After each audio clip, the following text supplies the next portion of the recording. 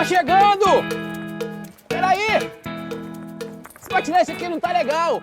Hoje é certeza. É, vai chegar atrasado mesmo, mas eu não vou. Quem que mandou vir com esse patinete? Ô, Leblon, Ô, Cláudio, tá bom? que patinete é esse aí, meu? É, cara, eu tenho que ir de patinete lá, assistir o programa lá junto com Mas a como turma lá, assim? cara. Vai Você estrear veio hoje. de patinete? Eu tô Exatamente. atrasado, você vai chegar Vou atrasado, chegar hein? atrasado. Ô, caramba, você nem vai me dar carona. Pera aí, Cláudio. Shhh, vai começar, eu tô ansiosa. Mas cadê o Juan? E o Leblon? Deve estar vindo de patinete. Ô, gente, muito amigo vocês, viu? Vocês me dão carona, viu? Você também, viu? Dá aqui um pouco dessa pipoca. Gente, calma, vai começar.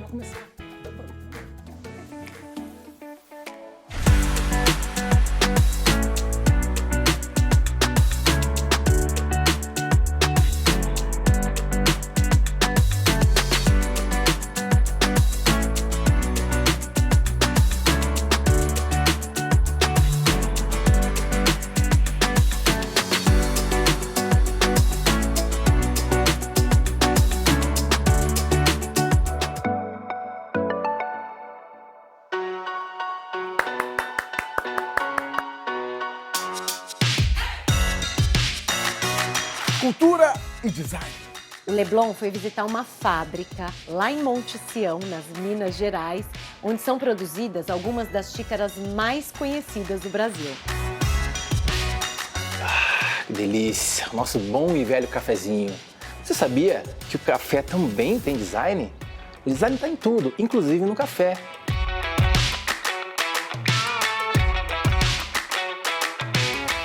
E essa xícara? Sabe qual a inspiração que a pessoa teve a hora que construiu essa xícara, a hora que desenvolveu a cor, por que ela usou o azul? Isso é interessante, a gente vai te contar aqui.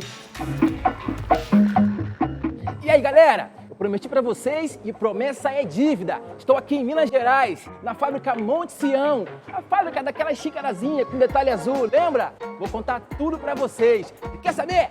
Vamos lá!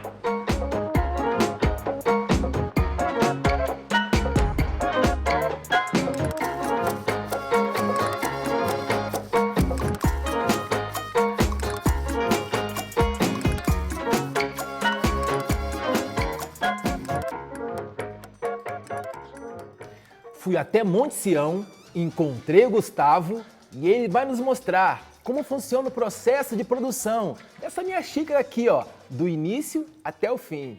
Bom, para produzir a porcelana, são utilizados 4 minérios: a argila, o caulim, o quartzo e o feldspato. Aí a gente mistura esses minérios, né, igual uma receita de bolo, né, mistura dentro do tamborão, cada um na sua proporção da massa. Eles ficam misturando até ficar liquefeito, totalmente homogêneo a massa, a mistura da massa. Homogêneo e liquefeita. Liquefeita e homogênea? Explica isso aí, cara. Não sei o que é isso aí que você tá falando, não. Liquefeita e homogênea. Entendi nada. Então, a massa ela vai ficar líquida. Liquefeito, líquida. Entendeu? E homogênea porque vai misturar tudo bem E ficar misturado. igualzinha? Isso, vai ficar bem misturada. Agora aprendi, valeu. Então. E depois que ela fica pronta, a gente coloca nos moldes de gesso, que é o que vai dar o formato da peça, né, o molde da peça. A gente preenche o molde de gesso com a massa, ele vai absorver a água da massa. Com isso, a massa ela vai grudando na borda do gesso até ficar na espessura ideal. E para queimar a peça, a gente utiliza o forno a lenha, né, um forno grande, ele comporta até 15 mil peças dentro dele, né, com tamanhos variados. Ele é um forno a lenha. A gente utiliza a lenha de reflorestamento, né, uma plantação de eucalipto própria que a gente tem, que mantém para utilizar na queima do forno. Fica queimando por aproximadamente 40 horas até atingir a temperatura de 1.300 graus Celsius e ocorrer o processo de vitrificação da peça e ela finalmente vira porcelana, dá o produto que a gente tem no final da produção. Muito maneira essa fabricação aí, hein? Todas as peças que a gente produz, a primeira peça ela é desenvolvida aqui dentro, numa área de design e criação que a gente tem aqui na empresa. Ela é lapidada à mão, primeiramente, né, antes da gente produzir esse molde que a gente vai colocar em linha de produção. Bom, aqui é onde vai acontecer todo o processo de criação e design da peça. Então toda a peça que a gente vai colocar em linha de produção, todas as peças foram desenvolvidas aqui nesse ambiente, né, lapidadas à mão, a primeira peça, para depois ser colocada em linha de produção. Isso aqui gira? Gira. Aí vai modelando? Sim, você vai modelando. Ah, legal. Você usa essas ferramentas aqui, ó. Foram feitas aqui na fábrica também. Ah, que nem o filme Ghost, né? É, parecido. Aí, Cris, virei design, hein? Presta atenção. Olha o meu design.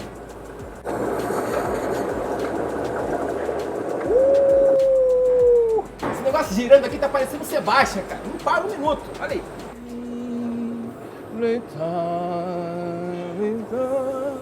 Hello, que isso, Jesus? Café é praticamente uma instituição nacional, assim como o chá da tarde para os ingleses. Hoje a gente vai falar sobre como a apresentação do cafezinho nosso de todo dia muda completamente essa experiência.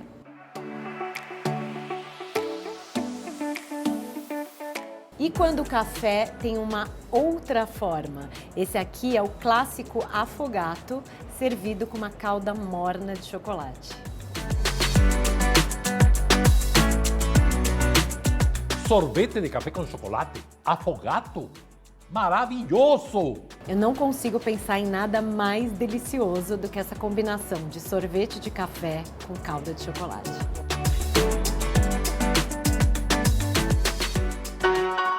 Leblon, você tá vendo como a xícara é produzida e eu tô aqui experimentando os cafés muito especiais. Acho que eu me dei melhor que você, hein? Quer saber? E eu ainda personalizei a minha própria xícara. Não tá pronta não, tá lá no forno. Aí você vai ver que legal. Ó, tem a minha assinatura. Vou tirar o emprego da turma aí, hein? Aí, ó. Agora é só colocar no forno, Gustavo. Minha tá prontinha. Assinada, hein? Gostou, Cris? Da minha xícara? É design ou não é? Maravilhosos, deslumbrantes, circunfláutico paratéticas. Agora sim, aqui com a minha xícara, curtindo um bom café, com tanta história envolvida.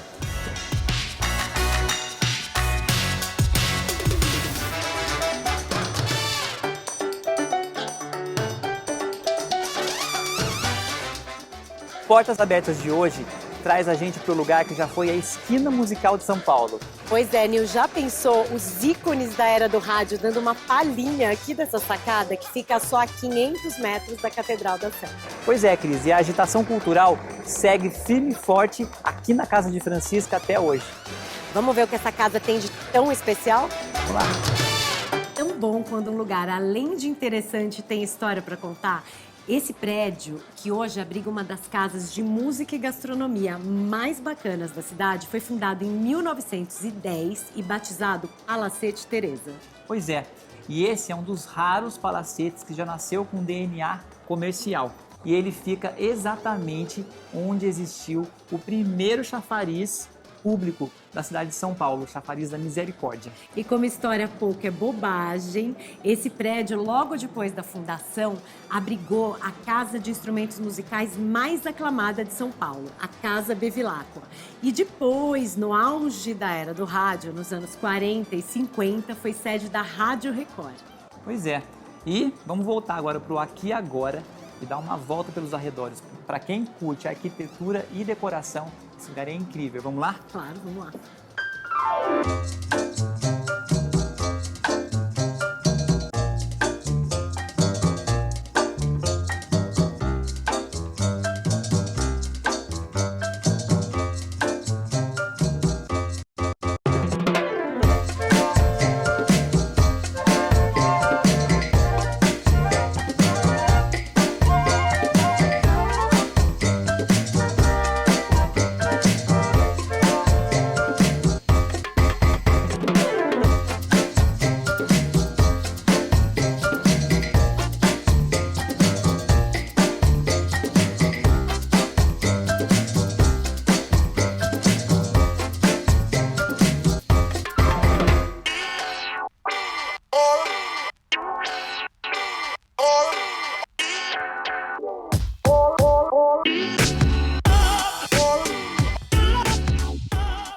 Maravilhoso! Sabe que toda vez que eu venho aqui, eu fico obcecada com algum detalhe, cada dia um.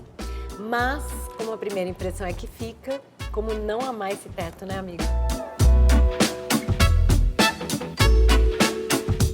Então, Cris, esse teto de madeira, ele foi desenhado pelo idealizador aqui da Casa de Francisca, o diretor de arte Rubens Amato. O palco vem no embalo desse projeto. Ele é de madeira e tem esse formato circular que também tem a ver com a proposta de deixar a acústica da casa mais bacana. Bem brasileiro. Cris, dá uma olhada nessa arquibancada.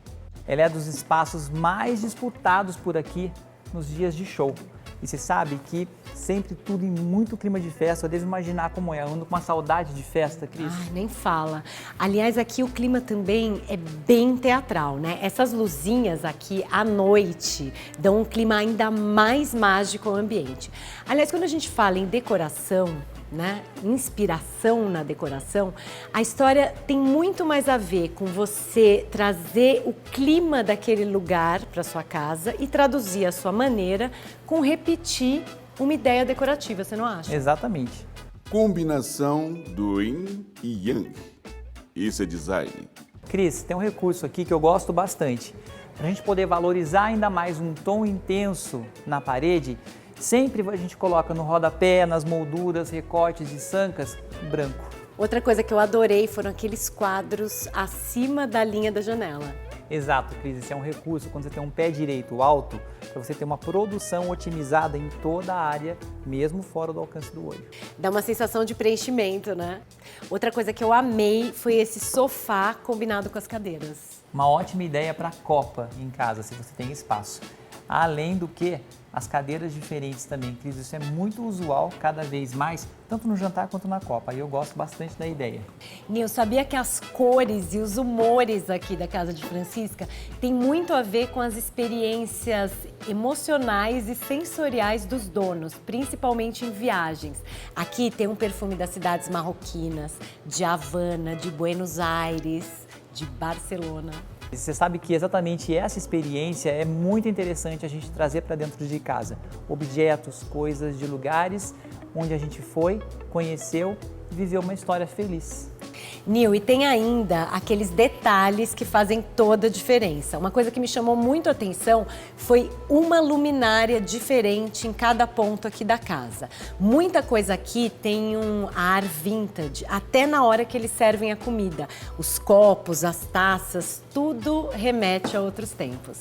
É isso mesmo, Cris. A gente ainda ganha de brinde um passeio pela memória cultural da cidade. Esse prédio é tombado, você sabia? Não. Pois é. E ele foi restaurado pela mesma equipe que cuidou do restauro da Catedral da Sé. Olha só. Opa, meu amigo, com licença. Tombamento. Algum dos dois sabe o que é? Por definição, tombamento histórico significa um ato administrativo realizado pelo poder público. Em outras palavras, o tombamento protege bens que tenham algum valor histórico, cultural, ambiental, arquitetônico e, consequentemente, que tenham algum valor do design da época em que eles foram criados. Isso impede que eles sejam demolidos ou totalmente descaracterizados. Nil, e tem ainda essa coisa de se reapaixonar pela cidade. Toda vez que eu venho aqui para o centro, eu fico meio nostálgica, com essa sensação de, ai, como seria no passado, né? Tanto glamour, tanta história. E também fico pensando como seria bacana se outros espaços da cidade fossem valorizados como esse aqui. Exatamente. É sempre bom a gente pesquisar, porque falando em cultura e design, o centro de São Paulo só surpreende.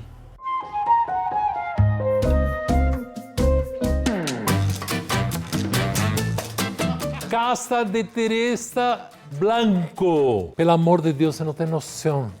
Teresa, me conta como as artes entram no teu DNA. Esse orgulho próprio da maioria dos mexicanos me levou a um dia pensar o que eu posso fazer para mostrar meu México, a arte, desde outro ponto de vista. De repente, um dia acordei, falei, uma poltrona? Mas por que uma poltrona?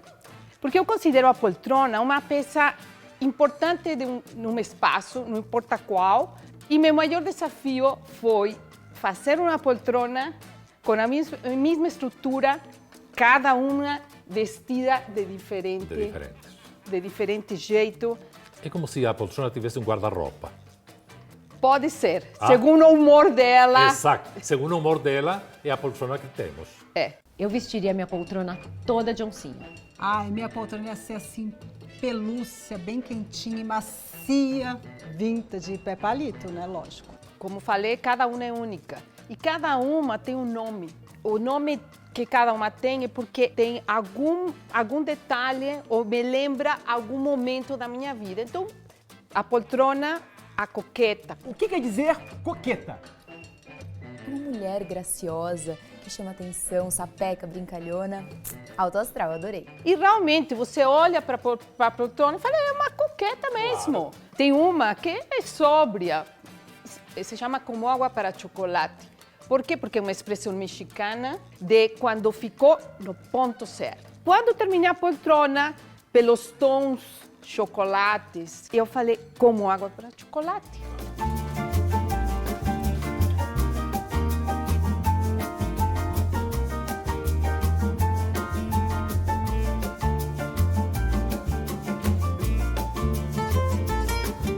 Teresa, muito obrigado, maravilhoso, bárbaro! Vinícius Rocco, eu tenho um desafio para você. Vamos ver se você consegue fazer um prato. O verdadeiro guacamole. A gente come com os olhos. No Sabor do Design, a gente vai te mostrar a diferença entre um prato comum e outro lindo de morrer.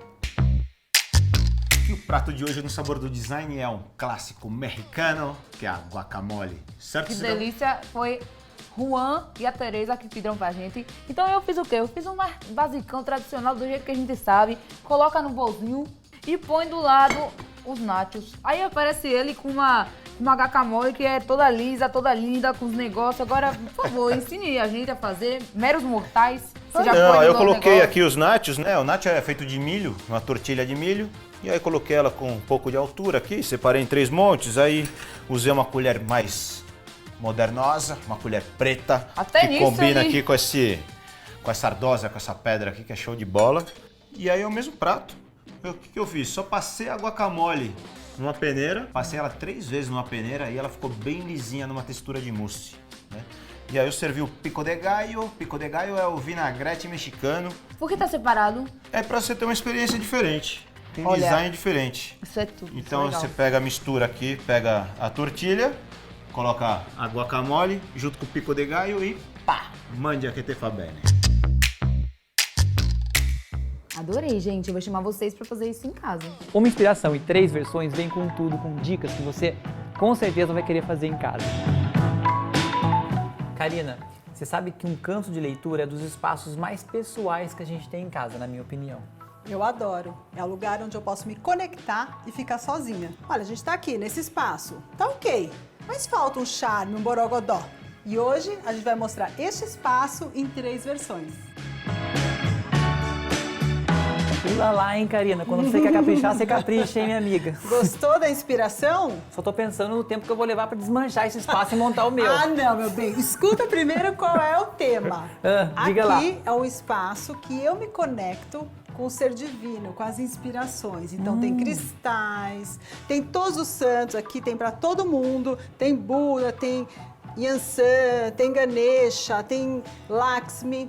Por quê? Tem lhama. Tem lhama, minhas lhamas. O que eu acho, Newton, um espaço desse, que a gente está aqui para relaxar, para meditar, para ler, eu acho que aqui é onde rola tudo isso. Karina, adorei essa bergère. Bem anos 50, esse tecido, a sua cara, muito bacana. Mas você sabe a história da bergère? Ela é muito mais antiga que os anos 50. Ela começou lá no Egito e foi um hit no século 17 pelos franceses. Eles adoravam usar bergère. Era sinal de poder. Quanto mais trabalhada, mais poderoso. Eu já conheci com os franceses, eu já podia apostar de fato que era uma história da França isso daí, jamais do Egito. Mas não é, do Egito.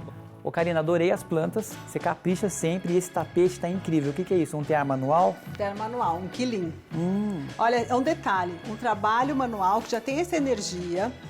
Outra coisa que me traz muita energia são os cristais, que eu amo, porque para mim é muito importante essa conexão com o divino. Então eu gosto muito de colocar as plantas, óbvio, né, que você tá careca de saber. Inclusive, meu bem, que você fala tanto, olha o bolivianinho. Olha só, gente. Olha só, uma chola. Cholas são as índias bolivianas, mulheres lindas e poderosas. Essa é a minha versão, que é toda astral, conectada com o divino. Agora eu quero ver a sua. Ah não, gente, vamos descer, a gente tá na terra, vamos embora. Vamos ver o que ele vai fazer, né? Vamos ver. Nossa, que lindo!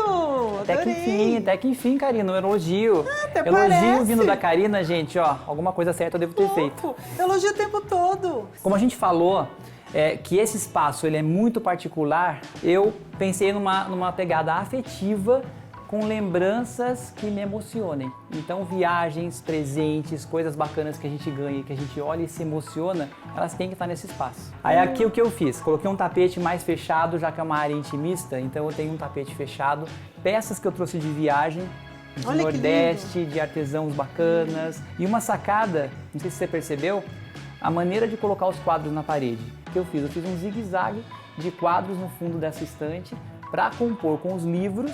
E eles estão aqui contando parte da minha história, junto com esses quadros na composição. Agora, vamos chegar num acordo e fazer o nosso? Tentar. Quando a gente chega num consenso, é muito fácil, né, Karina? Olha só, a gente conseguiu misturar 3 tipos de poltronas diferentes. Uma foi antiga, com tecido, outra foi com tecido mais contemporânea, e essa que tem uma cara mais jardim, mais área externa. Mais área externa. E uma coisa interessante é o seguinte, nós mantivemos nas 3 versões a mesma estante e o mesmo móvel bar. É menos custo, Newton. A gente Exato. manteve as peças maiores e as menores a gente trocou. Então, pessoal, hoje vocês viram uma inspiração e 3 versões para o canto de leitura. Agora, é só vocês escolherem, colocarem em prática na sua casa. É lógico que, né?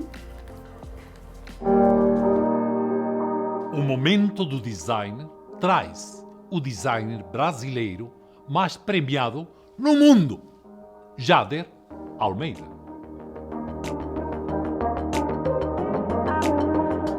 Explica pra gente o que é design para você.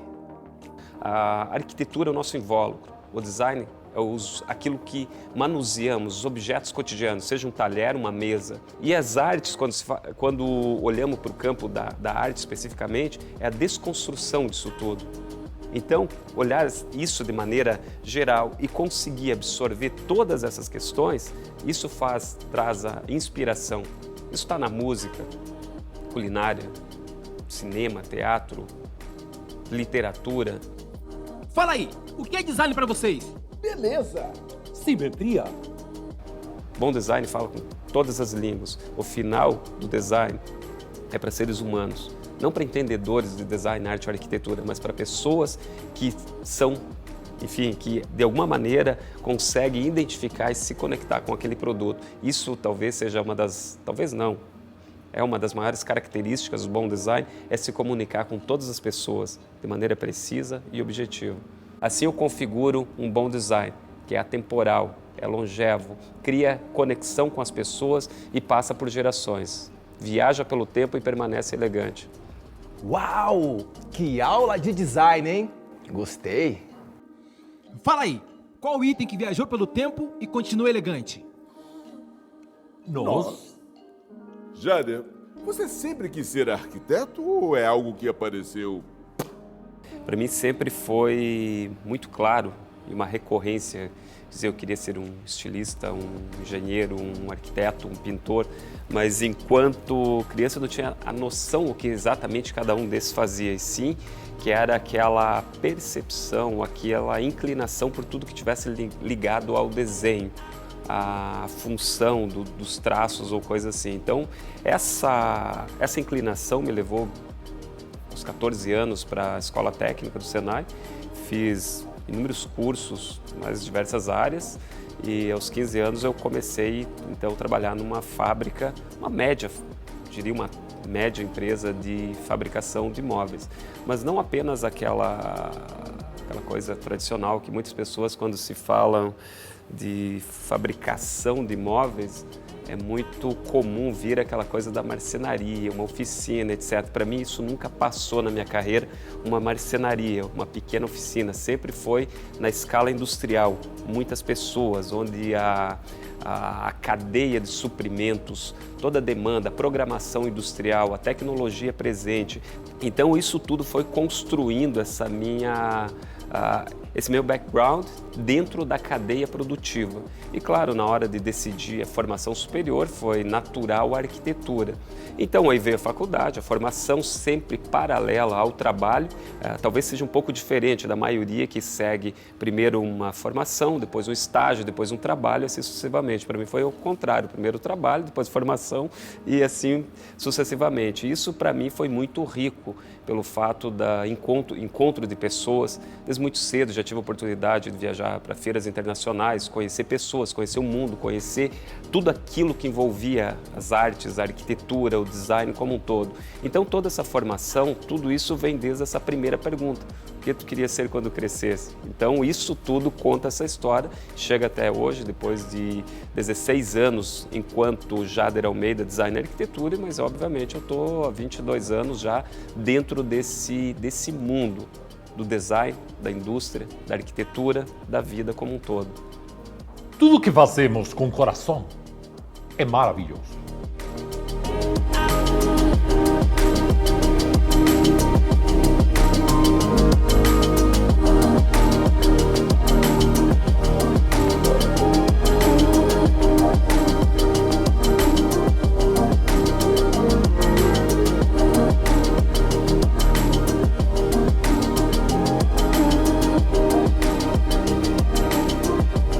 Tá gravando? Bateu a timidez agora. Conhecer as manhãs e as manhãs, o sabor das massas e das maçãs. Eu vou assistir, eu já virei fã do programa, eu vou assistir o primeiro episódio. Socorro. Água pra ela. Socorro, café, água, macarrões e salada, tudo, gente.